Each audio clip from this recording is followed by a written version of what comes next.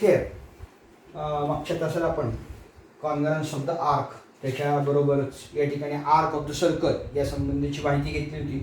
Central angle, त्याच्यानंतर measure of minor arc is equal to measure of its corresponding central angle, ह्या सगळ्या गोष्टी या ठिकाणी आपण पाहिलेल्या होत्या.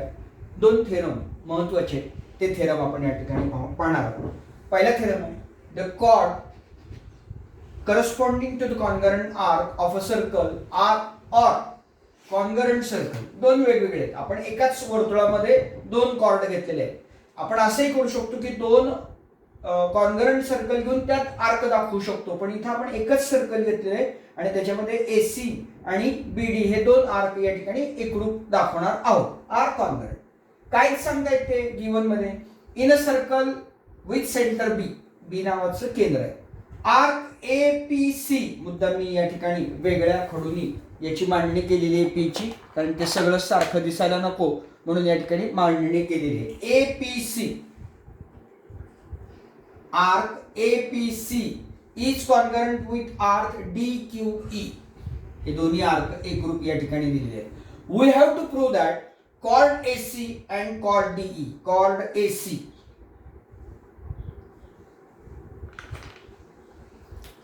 कॉर्ड AC आणि कॉर्ड DE हे आपल्याला या ठिकाणी एकरूप दाखवायचे आहे.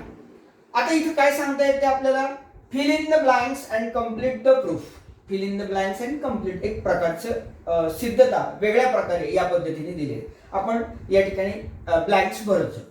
Proof in a triangle ABC and triangle DBE, हा एक ट्रायंगल फर्स्ट आणि हा सेकंड. या 2 ट्रायंगल मध्ये काय काय दिलेलं आहे, side AB is congruent with side DB. आता याला आधार आपल्याला द्यायला सांगितलं, इथे तिने ब्लँक सोडलेली आहे. ब्लँक सोडली याचा अर्थ तिथं आधार देणार आहे. ह्या काय आहेत, radio of same circle. Radio of same circle, same circle हे तुमच्याकडनं अपेक्षित आहे. नंतर ज्या पद्धतीने AB आहे त्याच पद्धतीने BC, side BC is congruent with BD घेतलेली आहे, BE again radio of same circle, radio of same circle. Okay, 2 म्हणजे काय झालं, या ही बाजू ही या बाजूशी एकरूप झाली आणि ही बाजू ही या बाजूशी एकरूप आपण दाखवतो. अजून काय दाखवतोय, अँगल ABC हा angle is congruent with angle DBE या कोनाशी एकरूप दाखवलंय आणि आधार काय दिलेले आहे, measures of the congruent arcs. आता या ठिकाणी ह्याला आपण हे अँगल एकरूप का दाखवतोय, तर कारण आपल्याला दिलेले आहेत आर्क APC आणि DQE हे एकरूप आहेत. त्यामुळे हे आर्क एकरूप म्हणजे त्याच्याशी करस्पॉन्डिंग असणारे सेंट्रल अँगल पण एकरूप असतात, म्हणून मेजर ऑफ कॉन्ग्रन्स या ठिकाणी कॉन्ग्रंट आर्क्स असे लिहिलेले. या सगळ्याचा आधार काय झाला, एका त्रिकोणाच्या 2 बाजू आणि एक कोन दुसऱ्या त्रिकोणाच्या 2 बाजू आणि एका कोनाशी जर एकरूप असेल तर triangle ABC is congruent with triangle DBE. Again या ठिकाणी आपल्याला काय विचारले त्यांनी की कोणत्या टेस्टने एकरूप आहे, तर या ठिकाणी आपल्याला उत्तर अपेक्षित आहे SAS test, side angle side test नुसार हे 2 ट्रायंगल एकरूप झाले.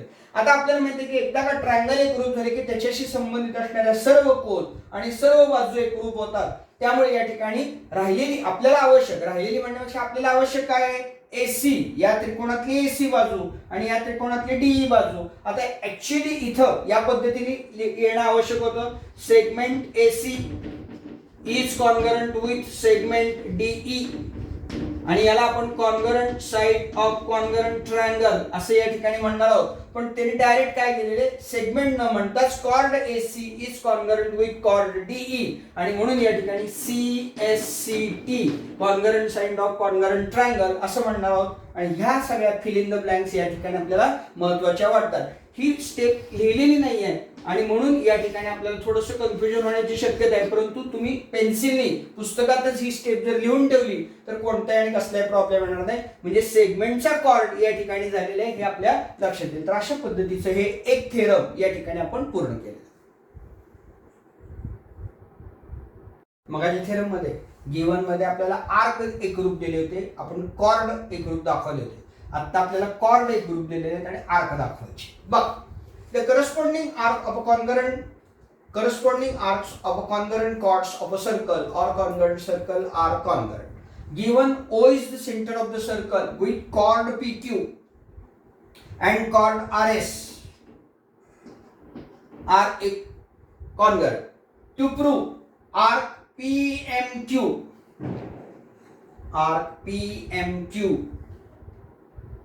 हा आर्क आणि RNS हा आर्क एकरूप आहेत असं आपल्याला दाखवायचं आहे. आता इथं परत वेगळं केलेले. Consider the following statement and write the proof. Two arcs are congruent if their measures and radii are equal. Arc PMQ and arc RNS are arc of the same circle, hence have equal radii, असं या ठिकाणी आपल्याला विचारलेलं आहे. मग आता हे करत असताना या ठिकाणी आपण काय करणार आहोत, तर दोन ट्रायंगल या ठिकाणी घेणार आहोत. पहिला triangle POQ and triangle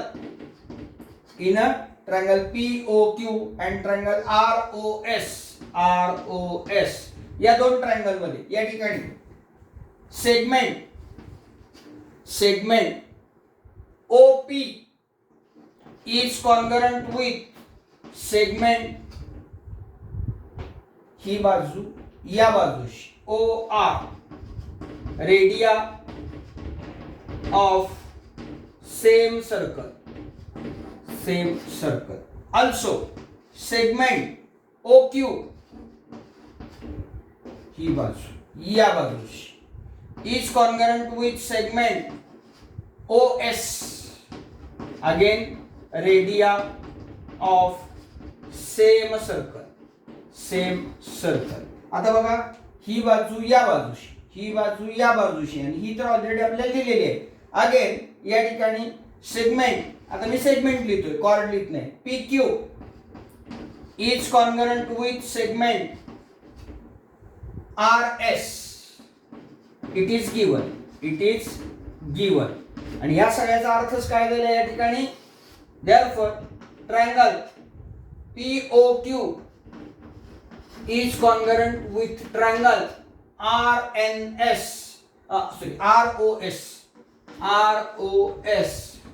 SSS test, side test नुसार हे दोन ट्रायंगल या ठिकाणी एकरूप झाले. आता बाजू तर सगळ्या घेतलेल्या आहेत, आपल्याला फक्त कोनाचा विचार करायचा. मग कोणता कोन आपल्याला पाहिजे, अँगल POQ, कारण आपल्याला हा आर्क या आर्कशी एकरूप दाखवायचा आहे. म्हणजे angle POQ is congruent with angle ROS, congruent angle of congruent triangle. आता इथे लक्ष द्या, हा जो अँगल आहे POQ हा कोणता आर्क दाखवतो, POQ हा अँगल कोणता आर्क रिप्रेझेंट करतो, तर हा arc represent PMQ.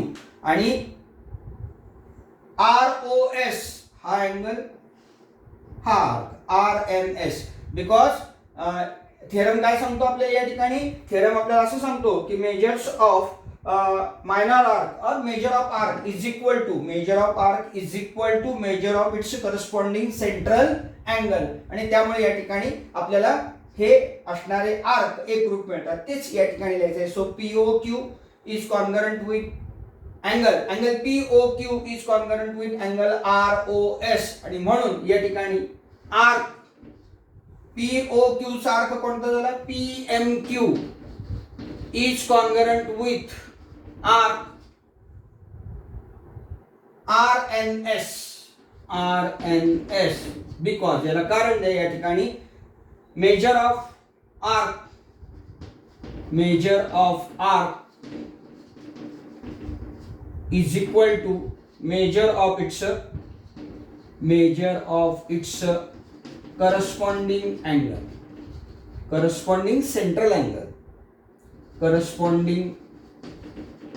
central angle.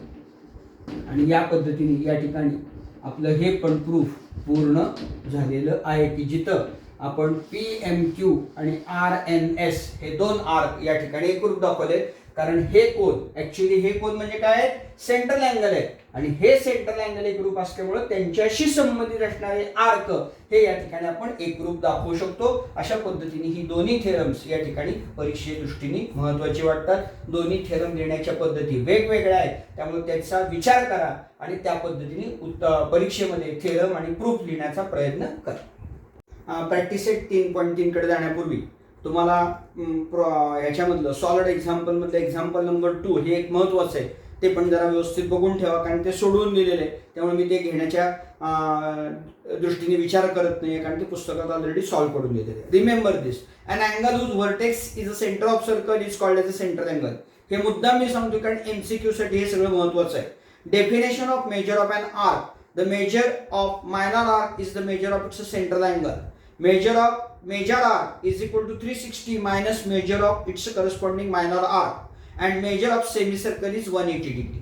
When two arcs of same radius and same measures are there, then they are congruent.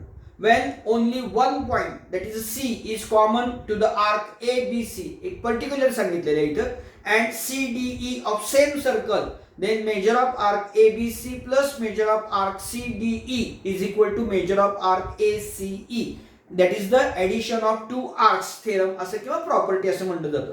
Chords of the same or congruent circles are equal if the related arcs are congruent, and arcs of the same or congruent circle are equal if related chords are congruent. आता आपण जे दोन theorem या ठिकाणी पाहिले त्या संबंधीची माहिती घेतली. आता example number 1 practice set 3.3. In the figure point C, G, D, E, F are concyclic points of a circle with center C. Angle ECF is equal to 70 degree. Measure of arc DGF is equal to 200 degree. Find measure of arc DE. DE arc आपल्याला मिळवायचं आहे and measure of arc DEF यांच्या किमती आपल्याला या ठिकाणी मिळवायच्या आहेत. आता पहिला महत्त्वाचं म्हणजे कोनसायक्लिक पॉइंट म्हणजे काय. Points which are on the circle are called as concyclic point. हा महत्त्वाचा लक्षात घ्यायचा. त्यामुळे DEFG हे कोनसायक्लिक पॉइंट आहे. सी हा सेंटर आहे, हा ऍक्च्युली इंटिरियर पॉइंट आहे आणि याच्या बाहेरचे पॉइंट समजा इथे एक्स आहे तर त्याला एक्सटिरियर पॉइंट असं म्हटलं जातं. आता बघा काय दिलेलं आपल्याला या ठिकाणी ECF हा 70 दिलेला आहे, बरोबर आहे, आणि DGF हा 200 दिलेला आहे, बरोबर आहे. आणि आपल्याला विचारलंय या ठिकाणी पहिल्यांदा मेजर ऑफ आर्क DE याची किंमत विचारली. मग आता आपल्याला काय करावं लागेल, पहिल्यांदा हा 70 जर असेल तर EF पण 70 असणार आहे कारण या ठिकाणी हा आर्क आणि हा सेंट्रल अँगल हे समान मापाचे असतात, त्यामुळे हा 70 झाला, बरोबर आहे. 200 आणि 70 270 झाले म्हणजे कुठपर्यंत झाले, DGF आणि FE या सगळ्यांची किंमत ही किती झाली, 270 झाली. आपल्याला माहिती आहे पूर्ण वर्तुळाची किंमत ही 360 असते. 360 मधून 270 गेले तर 90 राहिले, म्हणजेच DE पहिलं उत्तर आपल्याला मिळालं 90 मिळालं. त्यानंतर हे 90 हे 70 आणि आपल्याला DEF addition of 2 arc DE plus EF 90 आणि 70 160 अशा पद्धतीने या ठिकाणी या दोन किमती आपल्याला मिळवायच्या आहेत. डिव्हिड कशी करायची त्याचा विचार या ठिकाणी आपण करणार आहोत. From given example answer. From given example angle ECF is equal to 70 degree, but measure of arc EF is equal to measure of angle ECF. Reason, measure of arc always equal to its central angle. Therefore, so measure of arc EF is equal to ECF चं माप 70 degree. It is given. हे given आहे आपल्याला. हे पहिलं उत्तर या ठिकाणी आपल्याला मिळालं. त्यानंतर या ठिकाणी also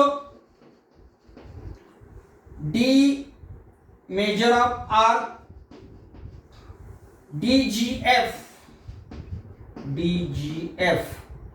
plus measure of arc या बाजूने येतोय, या पॉइंट पासून बाजूने म्हणण्यापेक्षा DGF, आणि हे आपल्याला दिलेलं आहे या ठिकाणी DGF. त्यानंतर इथं F पाशी आल्यानंतर EF घेतोय, major of arc EF plus measure of arc DE, major of arc DE which is equal to 360 degree. कारण आपल्याला माहिती आहे की संपूर्ण कोनाचं मेजर सर्कलचं मेजर हे 360 असतं. यामुळे इथं मेजर ऑफ सर्कल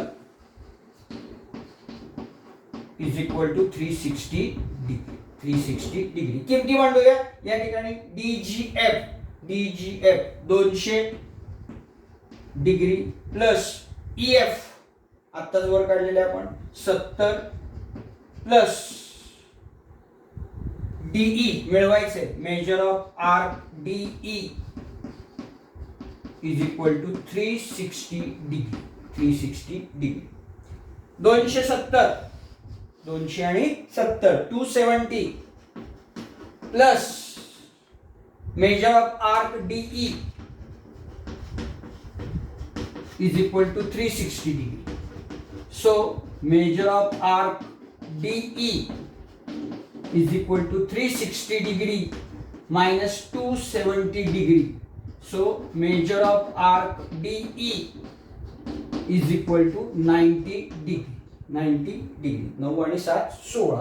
त्यामुळे हे पहिलं उत्तर या ठिकाणी आपलं झालं. दुसऱ्याला काय विचारलं आपल्याला? हे DE झालं. Major of arc. Now major of arc DEF is equal to measure of arc DE plus EF. DE plus measure of arc EF. Which is equal to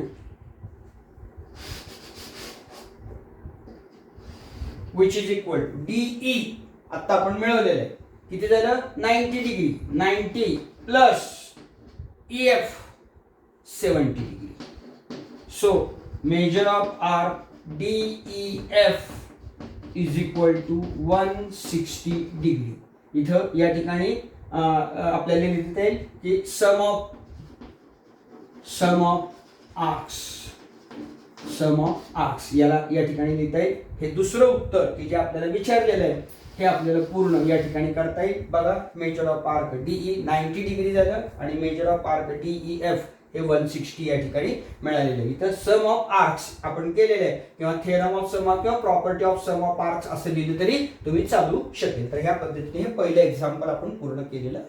number 2 काय दिलेलं आहे? In the figure triangle QRS is an equilateral triangle. Prove that arc RS, arc QS and arc QR are congruent. And second, measure of arc QRS is a 240 degree. Given काय आहे? Triangle QRS is an equilateral triangle. Equilateral triangle. आपल्याला म्हणजे equilateral triangle असल्यामुळे त्याच्या सगळ्या बाजू एकरूप असतात. त्यामुळे segment RS is congruent with segment QS is congruent with segment QR. बघा, सेगमेंट RS, सेगमेंट QS आणि सेगमेंट QR. मी सेगमेंटचं कॉर्ड करतो. That is chord RS is congruent with chord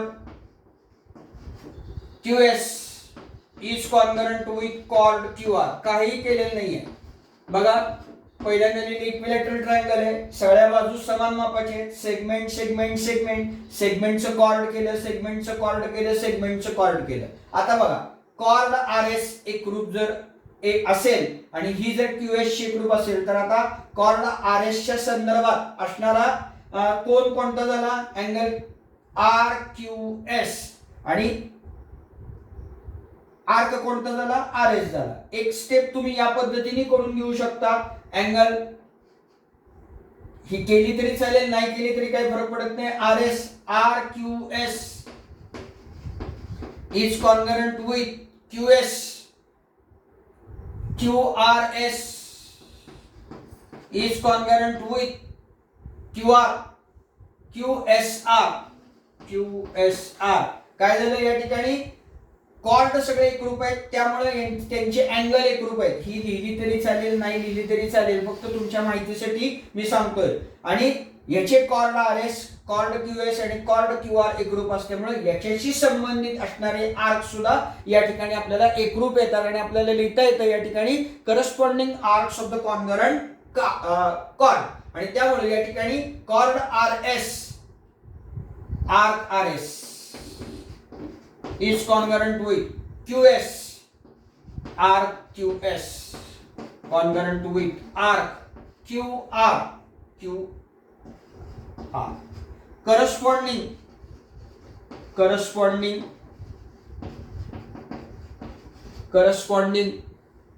arcs of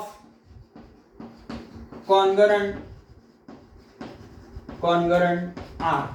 आणि त्यामुळे या ठिकाणी हे जे उत्तर आहे की जे आपल्याला विचारलेले आहे की आर्क RS आर्क QS आणि आर्क QR हे एकरूप दाखवायला सांगितले. हे या पद्धतीने आपण दाखवू शकतो. तर अशा पद्धतीने ही स्टेप केली तरी चालेल नाही केली तरी काही फरक पडत नाही. कॉर्ड वरनं डायरेक्ट आर्क आणि corresponding arc of a congruent chord. हे कॉर्ड एकरूप आहे त्यामुळे आर्क एकरूप. हा हे कॉर्ड एकरूप आहे म्हणून आर्क आणि कॉर्ड एकरूप आहे म्हणून आर्क. हा पहिला भाग झाला.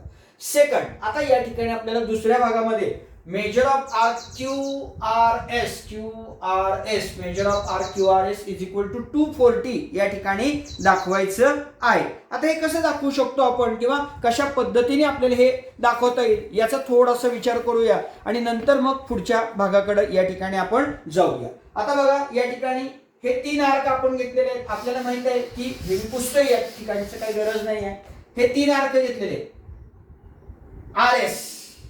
RS मी आता बघा पूर्ण कसे जातो. RS आर्क घेतलेले बरोबर आहे. इथपर्यंत आलो आपण. QS S पासून Q पर्यंत गेलो आणि नंतर काय आहे QR म्हणजे काय झालं पूर्ण वर्तुळ झालं म्हणजे माप किती झालं 360. म्हणून या ठिकाणी let us suppose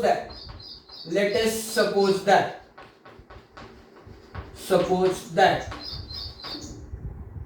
arc RS is equal to arc QS is equal to arc QR is equal to x degree. Next time, but arc RS plus arc QS plus arc QR is equal to 360 degree. Measure of circle. मगाशी आपण पाहिलेलं measure of circle. याची किंमत किती x आहे म्हणून x plus x degree plus x degree plus x degree is equal to 360 degree. म्हणजेच काय झालं x plus x that is 3x is equal to 360 degree. So x is equal to 360 इथं पण डिग्री या इथं पण degree divided by 3. 3 1 3 3 2 6 0 0 x is equal to 120 degree. आता x काय आहे या ठिकाणी कोणताही कोन घेतला तरी तो x येणार आहे म्हणून x काय आहे या ठिकाणी. देअरफॉर आपल्याला उत्तर शेवटचं arc QRS. So arc RS is equal to arc QS is equal to arc QR is equal to 120 degree. Next आहे आता उत्तर कशाचं विचारलंय. Measure of arc QRS is equal to QRS म्हणजे QR आणि RS यांची बेरीज. Measure of arc QR plus measure of arc RS sum of arcs which is equal to QR किती आता QR म्हणजेच 120 plus 120. So measure of arc QRS is equal to 240 degree and that is the answer. या पद्धतीने हे दुसरं उत्तर या ठिकाणी आपल्याला मिळेल. हे पहिलं उत्तर मगाशी सांगितलेलं आणि हे दुसरं उत्तर ही दोन्ही उत्तर या ठिकाणी आपल्याला सांगता येतात. अशा पद्धतीने हे गणित या ठिकाणी पूर्ण करायचं. प्रॅक्टिस सेट 3.3 मध्ये तिसरं आणि शेवटचं गणित. In the figure chord AB is congruent with chord C. हे दोन्ही कॉर्ड समान मापाचे दिलेले आहेत. We have to prove that arc AC is congruent with arc BD. आता बघा AB आणि CD हे जर कॉर्ड एकरूप असतील तर त्यांच्याशी संबंधित असणारे आर्क पण एकरूप पाहिजे. हे पहिल्यांदा लक्षात घ्यायचं. सो या ठिकाणी given chord AB is congruent with chord CD. Therefore, आता AB शी संबंधित आर्क या ठिकाणी जर विचारात घेतला तर तो तुम्ही ACB घ्या किंवा नुसता AB घेतला तरी चालेल. Arc AB is congruent with arc CD शी संबंधित CD. काय आधार काय येणार या ठिकाणी याला? corresponding arc of a congruent chord are congruent. Corresponding arc of congruent chord are congruent. Corresponding arc कुणाशी संबंधित आहेत ते corresponding आहेत कॉर्डशी, पण ते कॉर्ड कसे आहेत? एकरूप आहेत. आणि कॉर्ड एकरूप आहेत म्हणून ते आर्क सुद्धा या ठिकाणी आपल्याला एकरूप लिहिता येते. पण आता AB आर्क कसा तयार झालेला आहे? तर arc AC plus arc CB addition AC आणि CB बरोबर. CD आर्क कसा झालेला आहे? CB आर्क CB आणि plus arc B addition of arc नुसार हे झालेलं आहे. आता यामध्ये सारखं कॉमन कोणतं झालं? CB portion. CB इकडे पण आहे, आर्क CB इकडे पण आहे, हे कॅन्सल झाले. राहिले काय?